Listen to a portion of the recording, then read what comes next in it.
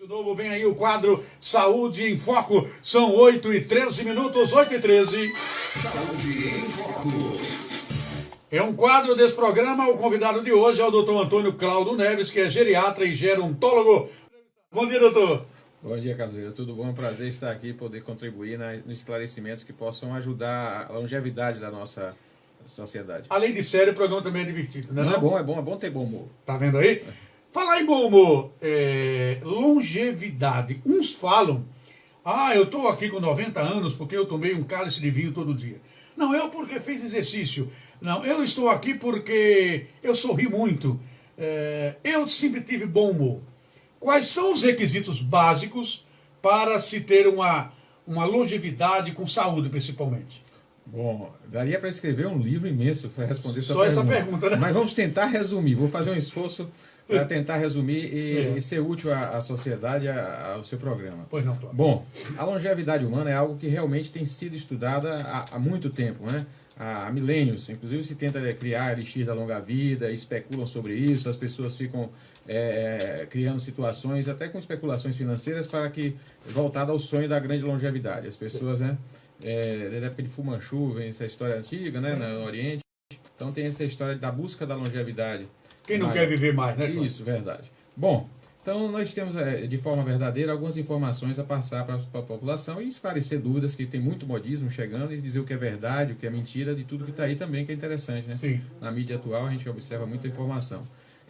O envelhecimento humano, ele começa a se manifestar de forma visível, realmente, a partir dos 40. A partir dos 30 anos de idade, nós já começamos a perder resistência, né? Você vai observar que um jogador de futebol com 35 anos de idade, ele já é considerado veterano. Isso. Dificilmente um atleta com 40 anos de idade continua conseguindo conquistar medalha de ouro, ganhar um campeonato de tênis.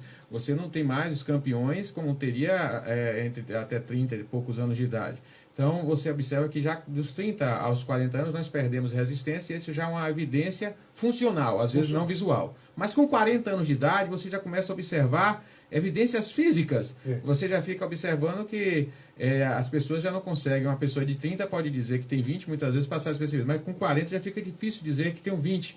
Por mais que se use cosméticos, as mulheres, então, já começam a ficar com uma dificuldade maior. Por quê? Porque a partir dos 30 anos de idade, a gente começa a perder a elasticidade da pele, certo? Aí a dica, as pessoas que querem emagrecer, o ideal é emagrecer mais cedo, porque depois fica mais difícil, você vai ter sobras, então você vai ter então a gente tem que ter esse cuidado. Então, a partir desses 30 anos, a gente começa a perder a função renal, a gente perde 1% da capacidade renal ao ano, em média. Então, quando eu chego a 70 anos de idade, é como se eu tivesse 2 rins valendo 1, ele é equivalente a 1 rim. Então nós temos que ter cuidado com efeitos colaterais de medicamentos, já que nossos rins não são mais os mesmos. Né? Então a gente começa a ter uma fragilidade. A partir desses 40, eu vou responder sua pergunta, o que é que influencia? Fica à vontade.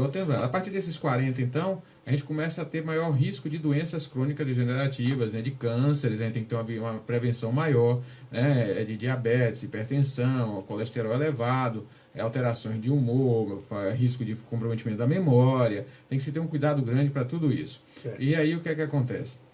A gente tem que observar que nessa questão da longevidade, vários fatores influenciam, né? A genética tem um peso, vamos falar de todos os fatores para responder essa pergunta, em uns 3 minutos eu tento falar. A genética tem um peso nos estudos que envolve em torno de 20%, o peso fatorial da genética na questão do processo de envelhecimento. É o ambiente, se esse ambiente em que vivo ele tem muito calor, ele é poluído, ele tem muito ruído, ele atrapalha meu convívio. Esse ambiente envolve meu ambiente de trabalho, ambiente de estudo, ambiente de casa, ambiente que eu trafego para trabalhar, para estudar. Esse ambiente como um todo também, ao longo do tempo de minha vida, ele tem uma influência de cerca de 20% na minha longevidade, na minha qualidade de vida futura. A medicina, de ponto de vista curativo, corretivo, vamos dizer, eu tive um infarto, fiz uma ponte safena, né? Consegui aumentar meu tempo de vida, isso tem um peso ainda pequeno para o aspecto da longevidade. Esse peso ainda está em torno de 10%. Sobrou 50%. 50%, né? Mas essa questão da corretiva, individualmente dá um ganho de vida bem maior. É importante fazer a correção, a prevenção já no nível maior, que a gente chama terciária, já no nível terceiro. Então a primária que vale mais, que vai aumentar mais. E ela está envolvida em quê? Por isso que a gente falou nesse instante na necessidade de capacitação dos agentes de saúde, orientar um estilo de vida saudável. O que mais influencia é o estilo de vida, a forma como eu vivo. Só que esse estilo de vida é algo bastante abrangente. Isso. Envolve tudo. Envolve que tipo de atividade física eu faço, se faço, que tipo eu faço, a alimentação, o que devo comer, a quantidade, né? O sono, o que é adequado, o que é inadequado para o sono, meu humor, como eu devo estar de forma de humor, como eu vivo, como eu penso, minha ideologia de vida, minha filosofia, minha religião. Então, o estilo de vida é o que pesa, é o que vai favorecer realmente a você viver mais e talvez com mais qualidade. Então, principalmente as pessoas têm que entender que a partir desse momento o Brasil passa a viver um momento de maior possibilidade de você galgar uma longevidade maior. Porque o segmento percentual que mais cresce na população é das pessoas acima de 80 anos de idade. Isso. Então, há um crescimento enorme agora, nessas décadas futuras, a partir de agora, de um aumento grande dos longevos mesmo, aquelas pessoas acima de 80. Então, eu tenho que me preparar para, nessa faixa etária, eu estar bem e não me tornar um idoso frágil. Então, o que eu tenho que fazer a partir de agora, de 40, 30, 50, 60, 70, para mim não ficar frágil, não ser frágil a partir dos 80. Isso é o que a gente vai tentar abordar com sua ajuda. E se aí você tenta direcionar o que é que você quer falar primeiro, se alimentação, se sono, se medicamento, se efeitos colaterais de medicamento, tudo que você queira, a gente está às ordens e agradece ao espaço aqui. Legal, até porque você está com 80 anos, mas fragilizado não é uma boa coisa, né? Chegar a 80 anos assim com saúde, pelo menos com mobilidade, é muito importante. Eu vou dar prioridade ao ouvinte. Cadê a pergunta do ouvinte ali? Dizendo o seguinte, dá para assistir também a entrevista no Facebook da rádio. Da Xodó. A Xodó FM. Então você está ouvindo e você pode ver a entrevista ao vivo através da nossa página no Facebook, tá bom? Pode fazer sua pergunta através do Zap ou ligando para 3245-2525 ou 99998-1023. Mande a sua pergunta, o doutor Cláudio vai lhe responder e depois responde as perguntas do programa. Vamos segurar aí as minhas perguntas. Maria Silva, meu pai tem dor nas pernas fortes, as pernas travam, com dificuldade para andar. O que seria isso, doutor Cláudio? Há várias situações que podem levar a isso, né? Nós temos a questão da senilidade por mau gerenciamento, às vezes a falta de uma atividade física regular, com um bom alongamento, um bom condicionamento pode levar a isso. Medicamentos têm efeitos colaterais que aumentam a rigidez muscular e dificultam a marcha. Medicamentos que as pessoas usam para comportamento de idoso, como a risperidona, alguns outros medicamentos. Um hipotireoidismo, um problema de tireoide pode levar a isso. Algumas carências vitamínicas, às vezes da vitamina B1, da B6, que leva às vezes a cãibra, a falta de B6, de magnésio, tão falado, pode favorecer a cãibra. Magnésio, né? Então, algumas situações vão desde a questão nutricional, medicamentosa e até a própria falta de um bom condicionamento realmente, que é a causa mais comum. Às vezes as pessoas vão se acomodando e deixam de executar, acreditando que porque naquela faixa etária não se precisa mais fazer exercício. Não há limite de idade, até em uma UTI, com amor e carinho devemos buscar a movimentação. A fisioterapia deve ser feita contínua, até a gente tem que fazer, isso vai dar um conforto, vai relaxar a musculatura, vai aliviar dores. Então a gente tem que estar atento e valorizar a atividade física em todas as faixas etárias, desde a infância, que está às vezes esquecida também, e também o final de vida, a faixas etárias em que as pessoas acreditam que não possam fazer mais. Com certeza se deve investir, por mais qualquer que seja o problema, a atividade física, um bom fisioterapeuta deve ajudar e muito. Nesse caso do pai da Maria Silva, buscar um fisioterapeuta. Isso, e também o diagnóstico clínico, afastar situações que possam estar levando. Quem é que dá esse diagnóstico clínico? Um bom clínico pode fazer isso, um geriatra, um profissional que tenha experiência em atendimento à pessoa idosa com esse tipo de situação. Pela situação do pai dela, eu acredito que, ela não colocou ali a idade do pai, mas eu acredito que o geriatra seria o mais indicado. Seria o mais indicado. Seria o mais indicado. Tem uma outra pergunta aqui, essa é no meu zap, no 99915-7626. Carlos Ferreira, bom dia. Como é que tá aqui? Carlos Ferreira, bom dia. Pergunta ao doutor Cláudio. Essa ele já até respondeu, mas tudo bem, eu vou fazer a pergunta, que é do Augusto César. Ele diz assim, pergunte ao doutor Cláudio, a partir de que idade nós poderemos buscar ele quer dizer acesso, buscar um geriatra. A partir de que idade o cidadão deve se consultar, como ele diz aqui, com o geriatra? Bom, alguns planos já de saúde, até operadoras de saúde, elas em São Paulo, no Sul, já orientam a partir dos 50. A Petrobras aqui já orienta, salvo engano, a partir dos 40 anos de idade. Mas já há uma crescente busca já por pessoas em idades já anteriores, a partir dos 30, quando a gente começa a buscar orientação. Porque as pessoas têm que aprender algo que é importante em relação ao processo de envelhecimento humano, e a consulta médica. É bom esclarecer.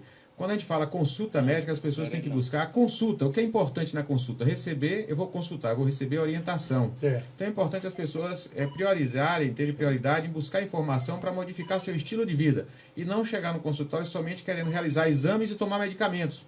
A gente tem que corrigir essa falha, essa cultura que cresce de forma errada em nosso país, das pessoas chegarem ao consultório e estarem querendo apenas, já chegam dizendo, eu quero fazer tal exame.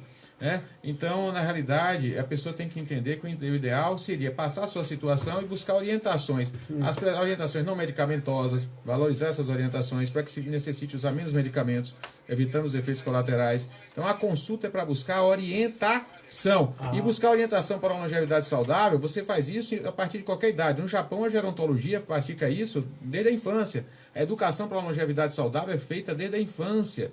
Então, as pessoas começam a explicar à criança que para ela envelhecer bem, ela tem que fazer a dieta evitando fritura, tem aquela história. Então, você tem que orientar desde cedo. Então, a orientação não tem idade para receber orientação sobre envelhecimento.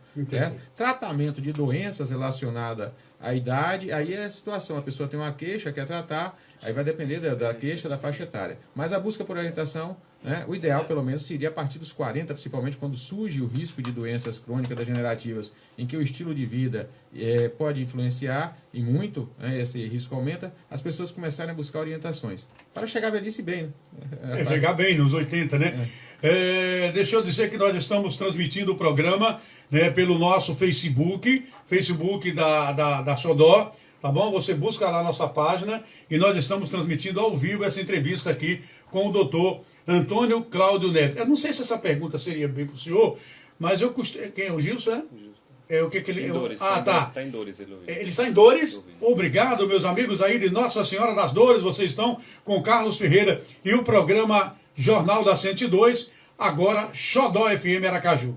O sono, Gilson, obrigado, viu? O sono é o carro-chefe de uma boa saúde? Boa pergunta, né? Excelente pergunta. Boa pergunta. Boa pergunta. Repare só. Quando você precisa restaurar seu organismo.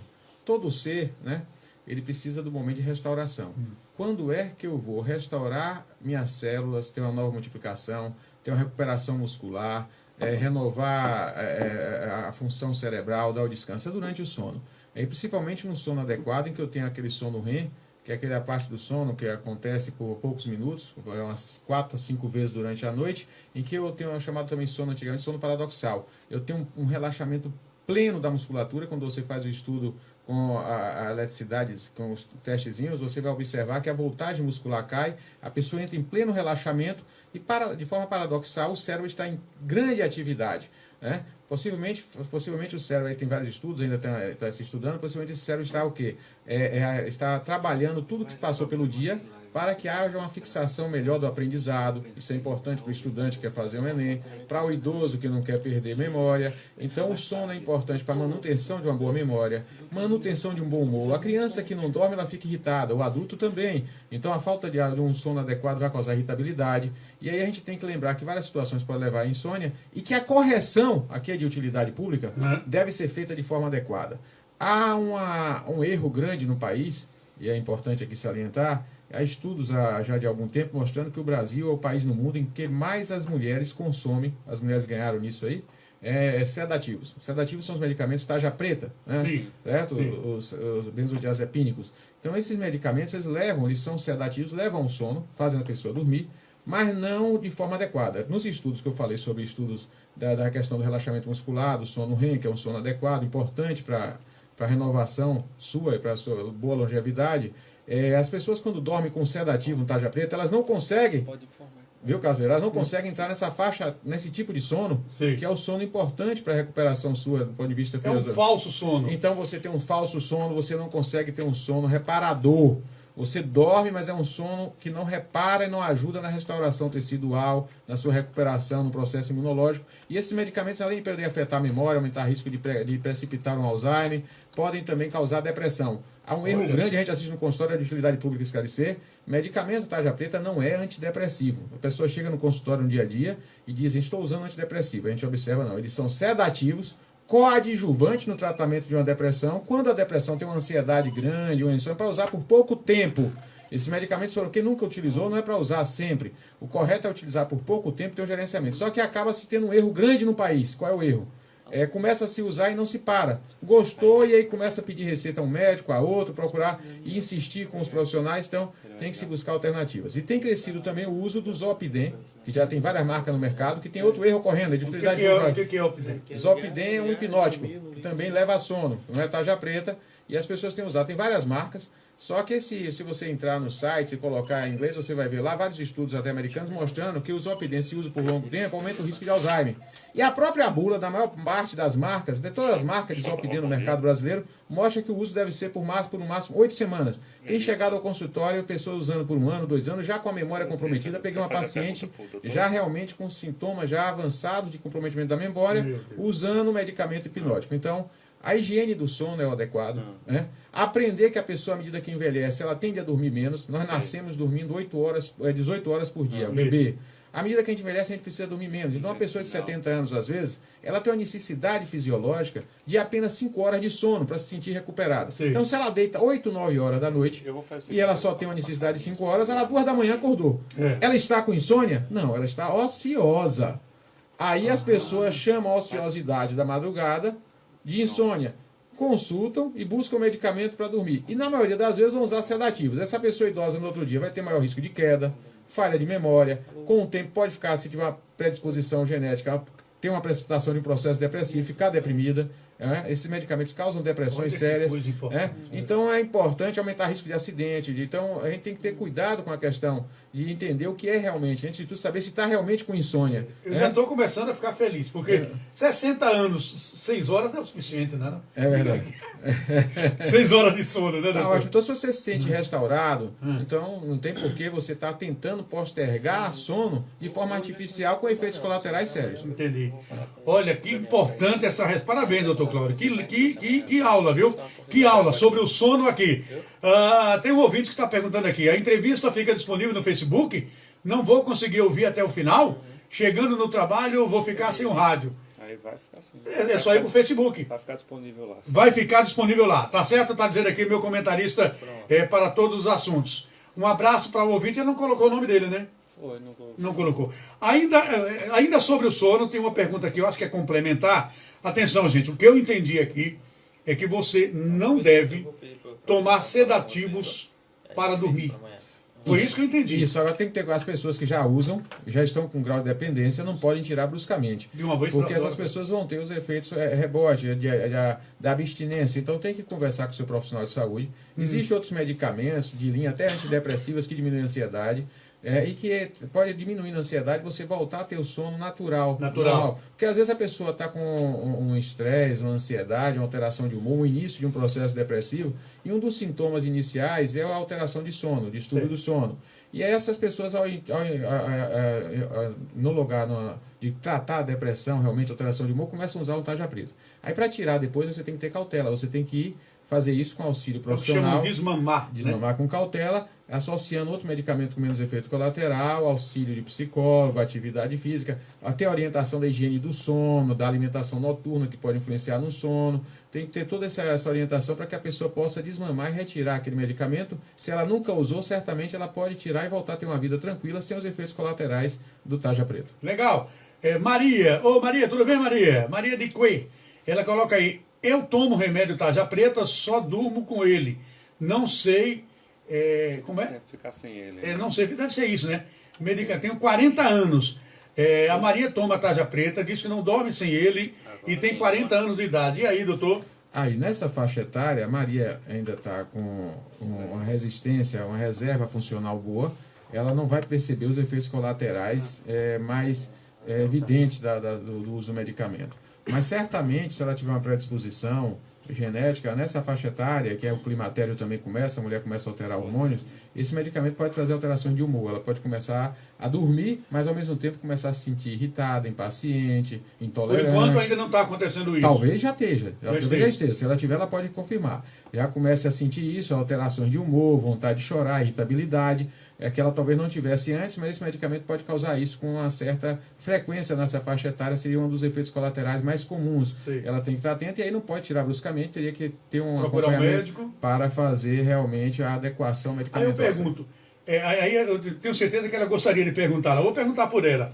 É possível ela voltar a dormir bem sem esse medicamento? Sim, sim. Aí você tem que fazer justamente a transição e tentar substituir esse medicamento inicialmente, tratar qualquer eventualidade da causa do sono de forma coadjuvante, né? E ela pode voltar a ter o sono normal que teria antes, você tirando as causas que levaram ao processo A perder o sono. Isso, né? Que o sedativo realmente não deve estar tirando, está sendo somente um tampão, um efeito, está mascarando e está se esquecendo o que foi que levou à insônia, né? O que é que levou ela a ter distúrbio de sono? Porque você usa o sedativo, ele resolve de forma mascarada, você dá aquele tratamento que não é na realidade um tratamento que buscou a causa. Mas as consequências são... As consequências podem ser perigosas. Porque senão era muito fácil.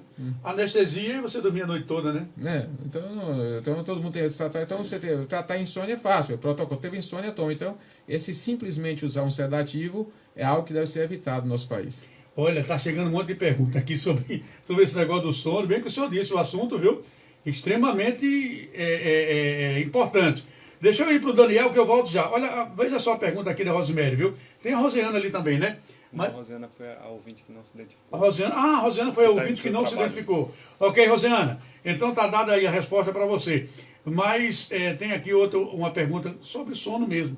O senhor vai responder depois da entrevista. Quem coloca aqui é a Gedalva. A Gedalva colocar, Ferreira. Não consigo dormir cedo. Só consigo dormir depois das 11 horas. Mas sem remédio. Mas me acordo às 5 da manhã. É como se tivesse levado uma surra. Isso é causado por quê? Aguarda aí que ele vai falar já. Deixa eu girar com a informação agora. São exatamente 8 horas e 35. Essa entrevista era para ser 2 horas, né, Carlinhos? Eu vou te contar. Mas vamos girar com a notícia.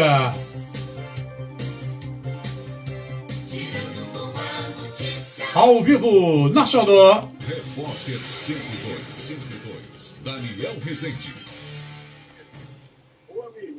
Vamos lá, Daniel.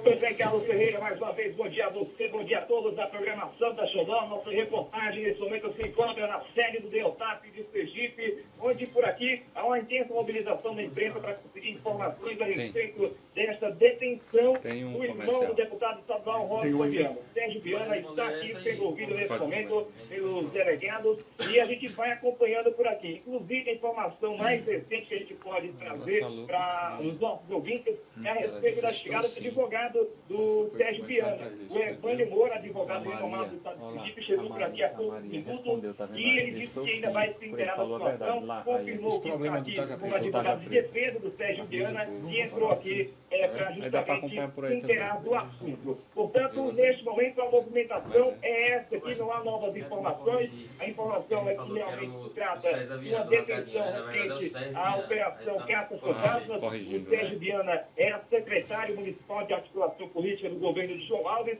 Essa operação vem acontecendo em algumas fases há muito tempo e, portanto, nesta última fase, agora deflagrada na manhã de hoje, sou responsável por trazer o Sérgio Viana para cá, para o DELTAP, para trazer, para prestar esclarecimento. A gente viu, inclusive, um rapaz que chegou agora há pouco aqui, ele não confirmou se é policial, não confirmou se é promotor, mas ele trouxe algumas cópias de documentos e adentrou o DELTAP com essas informações. A gente volta em breve trazendo detalhes sobre esta informação da detenção do irmão do deputado estadual Robson Viana, o Sérgio Viana. Direto do DELTAP, repórter Daniel Rezende, jornalismo na Xodó. Obrigado, Sérgio. Eu quero corrigir aqui, porque eu falei que o Sérgio era o organizador do Rasgadinho. Não é. O organizador é o César Viana. É outro irmão do Robson Viana. O que está preso é o Sérgio Viana e não o César. Tá certo? Muito bem. Olha só, são exatamente agora 8h38, eu ainda tenho intervalo, mas antes ele vai responder a pergunta que eu fiz, doutor. E a Maria Silva, ela colocou aqui, estou sim. Ele falou a verdade. Estou sim o quê? Não entendi. É a questão que eu disse que... É a questão, Carlos, que eu coloquei que o sedativo tarja preta, naquela faixa etária dos 40 anos, ele pode estar mascarando e intensificando um processo depressivo, né, ou até causando um processo que ela não tinha, Sim. levando a irritabilidade, impaciência, intolerância. Ela já desânimo. está com os sintomas. Ela ficou depois do tarja preta, então ela confirmou o que eu estou dizendo. Agora veja a importância disso. São milhares de pessoas no Brasil, as mulheres são campeãs no mundo, as mulheres brasileiras usam sedativos de forma inadequada, e a gente lembrar que esse tarja preta ele não trata a depressão, não é antidepressivo, quero reforçar isso, e a gente tem que fazer isso porque são milhares de pessoas sofrendo. Você imagine em silêncio, centenas de mulheres, homens também, sofrendo com processo depressivo, desanimados com a vida, chorando, não gerenciando de forma adequada a sua vida, não podendo colaborar com a família de forma adequada, muitas vezes levando a conflitos familiares, né, sérios, com consequências sérias, né, no meu seio familiar, no trabalho. Às vezes eu tenho casos de, às vezes, não tolerar conflitos no trabalho, situações de pressão no trabalho e perderem de emprego. Então é uma situação séria. Então a gente tem que esclarecer a população, e foi bom a ouvinte colocar que realmente está, porque dá um apoio ao que a gente está colocando, Isso. de que a gente tem que estar atento com o cuidado do uso de medicamento de forma inadequada, e que a gente não pode ficar utilizando para ansiedade ou insônia simplesmente como se não tivesse consequência um tarja preta, porque isso pode trazer consequências sérias para a vida da pessoa, da família e de sua relação com a sociedade e com o trabalho também. E aí eu quero responder a pergunta da ouvinte que falou que Gedalva. ela deita 11 horas e desperta de forma súbita às 5, 6 horas, salvo engano. 5 horas ela falou. 5 horas. É. E o que é que acontece? Ela acorda de forma se sentindo cansada. Isso. Ela dorme até 6 horas de sono, mais ou menos por noite, por dia. Às vezes a necessidade dela é de 8 horas. Então, os estudos recentes, até sobre sono, o pessoal fez estudo com um grupo de pessoas, salvo engano, foi a Alemanha, fez esse estudo. Foi recente um estudo que fizeram as pessoas, grupo de pessoas dormindo vários dias, 6 horas, outros 8, e foram ver rendimento intelectual, provas para ver se rendimento para vários profissionais, e mostrou que dorme menos 2 horas ou até 1 hora, realmente isso compromete sua disposição física, intelectual, rendimento, resolutividade em questões, em situações que você precisa resolver, e isso atrapalha. Então talvez ela esteja dormindo menos. E a causa do despertar tem que ver se é ambiental, se é alguma luminosidade, se é barulho, e às vezes que ela não perceba, ou se ela tem algum sintoma, alguma outra situação. Por isso que existe a polissonografia, para estudar a questão do sono. Observar se tem uma apneia do sono, se tem síndrome das pernas inquietas, observar, ou ela pode estar também com um processo, às vezes depressivo, que pode gerar o despertar súbito. Sim. Pode também, um dos sintomas da depressão, pode acontecer com assustada, ela pode estar com contração, pode estar com nível de estresse que não está deixando ela ter uma noite realmente plena. Então ela tem que fazer uma avaliação e descobrir, mas o ideal é realmente que ela venha descobrir, corrigir e passe a viver levantando-se, sentindo restaurada para a vida. Ok, Gedalva, um abraço para você, muito obrigado pelo rádio ligado. Eu tenho agora o intervalo, é rapidinho, quantos minutos? 3. 3 minutos. 3 minutos eu volto. Aí a gente tem que segurar ele até o final, né, cara? Dá para o senhor sair daqui às 9? Tudo bem. Pronto, tá vendo? Ele vai fazer uma hora extrazinha aqui no programa. Depois eu quero conversar com o senhor fora do ar, para ver se a gente faz aqui porque olha, o que está chegando de pergunta aqui não é brincadeira. Eu não sei de que forma, Carlos Augusto, a gente poderia, claro, se for o caso, e se ele topar, de vez em quando a gente ligar para ele, colocar no ar, tirar algumas dúvidas. É prestar serviço, né, doutor? Verdade, É tudo prestar bem. serviço. Uma dúvida aqui, rapidamente, para ir para o intervalo. O geriatra, o gerontólogo, pelo que o senhor falou aí, ele tem que ser uma pessoa extremamente preparada em vários outros setores da medicina. Da medicina, certo? É isso, doutor? Isso, o geriatra ele tem que ter um conhecimento vasto de todas as especialidades.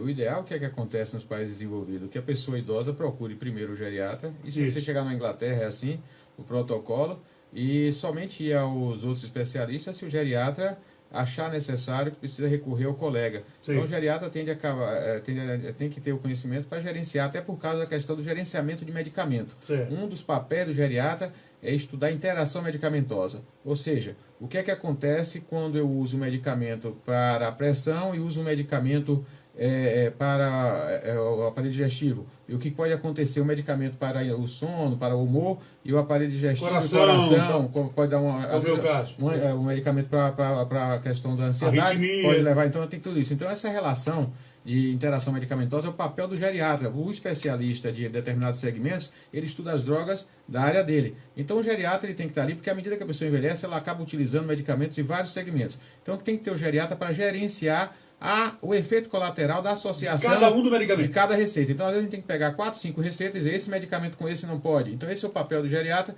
e quem estuda isso realmente é a geriatria. As outras especialidades não estudam. Então, você não tem um cardiologista estudando medicamento da neurologia, o urologista estudando medicamento da gastrologia. Quem estuda todos os medicamentos de todas as áreas e a relação entre esses medicamentos e que prejuízo pode trazer à pessoa é o geriatra. Inclusive, isso são questões difíceis, os concursos são difíceis por causa disso.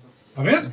Esse é o doutor Antônio Cláudio Neves, ele do Instituto de Atenção à Longevidade, na rua. O senhor atende na Rua Campos, doutor? Rua Campos 609, telefone 3211-4001. Gente, olha, o que tem de gente dizendo que vai procurar o doutor Antônio é brincadeira. Eu próprio, né? Então, o doutor Antônio Cláudio, ele atende na Rua Campos, número 609, no bairro São José. Está prestando um serviço enorme nesse programa.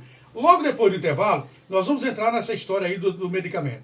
Muita gente tomando medicamento sem saber o efeito. Isso. Né? É importante. Atenção, segura aí e você vai poder tirar a sua dúvida até as 8h55, tá bom? Eu volto já. Esse assunto, Jornal da 102. Já são milhares de clientes aproveitando as vantagens do cartão Petrox. Baixe o aplicativo e faça o seu. Tem descontos reais até em combustíveis. Liquidificador Ultra, R$ 59,90. Ventilador Ultra, e a cada um que eu faço, a gente só aumenta. Aumenta, além de ser constante. Cadeira Top Plástico. Eu faço 24 horas do dia, eu faço 16 horas com a receita da Páscoa já estão no Super Tem, com variedade e preço baixo. Vou fazer essa receita aí para fazer a sugestão. A Páscoa no seu caminho. Pra viver melhor, não precisa assim de uma... rapaz, coisa boa, viu? Começa devagar. Como Deus é bom comigo, eu nem estava pensando nisso, mas eu disse, vou traga ele para cá, tá? Quando Deus quer, assim, não? Eu vou agora em maio. Ontem eu recebi uma visita de Brasília, a Associação dos Auditores da Receita Federal. Vai fazer um encontro nacional. Eu vou dar uma palestra sobre longevidade. Ele me contratar para o Encontro Nacional da Receita. Quem dá as palestras para os encontros dos aposentados, a Confederação Nacional do Brasil, sou eu. Eu falei para a Rede Vida agora tem 15 dias como programa do aposentado do Brasil todo. Foi gravação lá sobre alimentação saudável, dicas para longevidade, filmei o mercado aqui, foi no Brasil todo. É uma especialidade difícil, né? Realmente é difícil. E eles gostam porque eles que eu coloco bem, aí ficam me chamando. Você fala muito fácil. Eu falo quem me indicou para o pessoal em Brasília foi o cara de Minas, o auditor o campeão da Associação de Minas. Ele me conhece porque o senhor fala a linguagem popular. Entre com as coisas lá por cima, lá, depois as pessoas entenderem, né? Use o cinto e dê um play na programação da sua rádio. Alô? A rádio do coração. Boa viagem. A presença da Rede Xodó nos grandes eventos já virou tradição.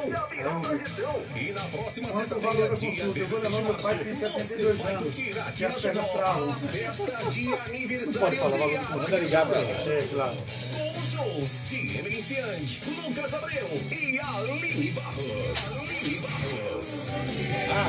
A gente está divulgando, tem um trabalho que a gente está fazendo a nível nacional, divulgando uma lei de Aracaju, que foi feita aqui no Brasil todo. Uma lei que funciona de proteção à pessoa idosa. A associação, a gente está. Depois eu falo desse trabalho, você pode até fazer uma parceria com a rádio, patrocínio, até para vocês divulgarem. E ajudar o programa, patrocínio para a associação e para vontade de fazer uma conversar. Uma parceria, né? Nasceu uma ideia aqui agora. Beleza. Oi, Marcelo. Liga lá, você ligou, eu não atendi, eu liguei de volta, você não atendeu. Liga aí. Veja, quando eu sair daqui, eu vou na clínica Homo só retirar o Volta que eu estou usando. Aparelho de medição. E vou para lá direto. Então, No máximo 10 horas, não passa disso não. Mais uma vez, Eu acho que antes, 9h30, 10 horas estourando, porque para tirar o voo é mais rápido, chega lá e tira. no vestibular de medicina da Unite Alagoas 2018, os 10 primeiros lugares foram de estudantes do Não, vá porque você já vai aprontando, já vai escolhendo o local. Inclusive, também do Amadeus, a conquista. Pronto, exatamente. Daqui eu vou na clínica 1 e vou para lá. Viu? Resultados estes dão à família Amadeus a certeza de oferecer É uma ideia, viu, fazer essa parceria, viu? É bom. Uma rádio, né? Divulgar as coisas da associação. Falar com o pessoal da direção para gente 102,3. amadurecer isso. Credibilidade na notícia. Carlos Ferreira. A voz do povo. Ao vivo com você, são 8h48, 8h48. O Elton Coelho, ele postou aqui que poderia falar sobre o assunto, mas de forma rápida e tal. Não sei se hoje vai dar tempo, mas amanhã a gente vai marcar uma entrevista, viu, Elton, com alguém aí da prefeitura para explicar essa situação do prefeito Edivaldo Nogueira, porque o Ministério Público ajuizou uma ação de improbidade administrativa contra o prefeito de Aracaju. Então nós vamos explorar esse assunto para buscar o outro lado da história, é claro. Uma outra informação também que os vereadores ontem da oposição, eles reagiram à atitude do vereador Nitinho de indicar 4 vereadores da situação e apenas um da oposição para a formação da CPI da saúde e da CPI do lixo. Os vereadores da oposição estão dispostos a buscar a justiça porque não encontraram proporcionalidade na indicação desses vereadores. Inclusive, alegando que um deles, o vereador Bittencourt, que é citado na ação, não poderia fazer parte da comissão que vai investigar essa situação. A sessão da Câmara foi extremamente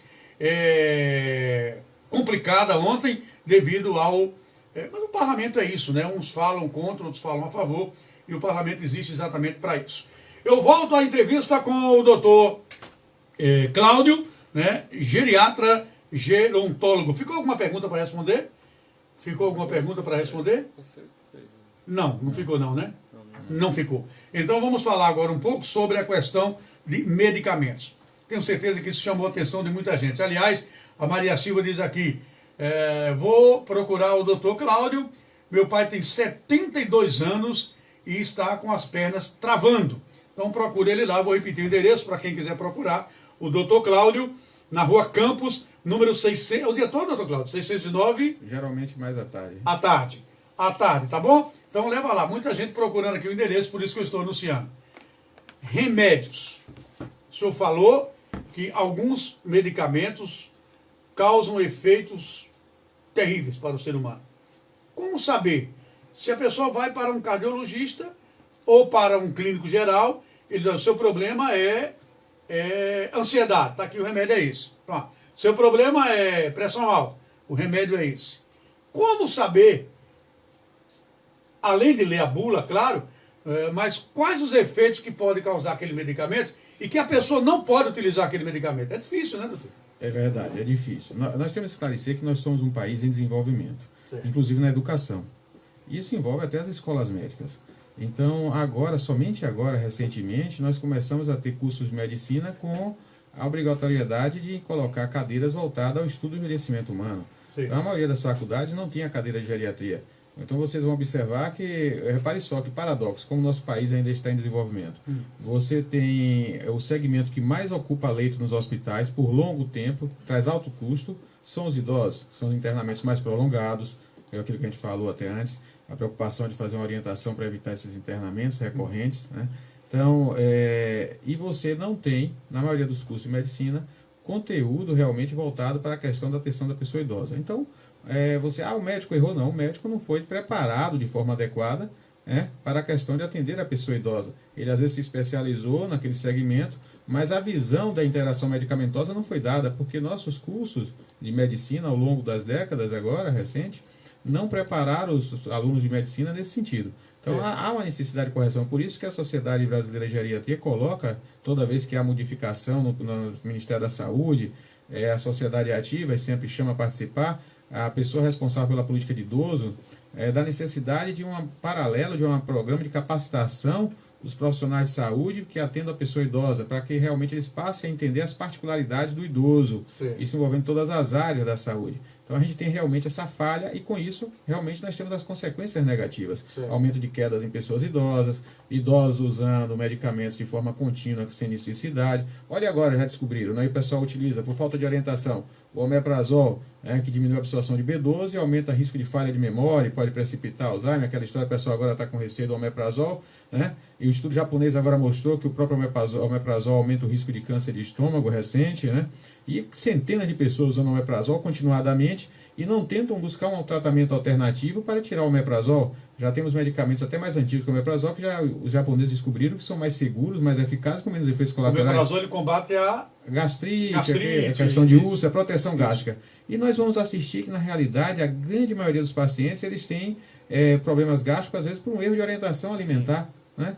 São os excessos de óleos, gorduras, que se corrigir não precisa. Então, às vezes a retirada de um medicamento, a modificação de outro medicamento que pode estar agredindo a mucosa gástrica. Então, na realidade, a gente tem um uso excessivo de medicamentos contínuo, de forma crônica, que às vezes não há necessidade. Temos que esclarecer isso à população. Olha, que coisa, viu? São informações extremamente importantes que o Dr. Cláudio está passando aqui. Tem uma pergunta aqui. Pergunta ao Dr. Cláudio se realmente tem pessoas que precisam de mais de 8 horas de sono. E a pessoa coloca, eu, por exemplo, você sabe quem é, Carlos Augusto? Tânia. Conhece Tânia?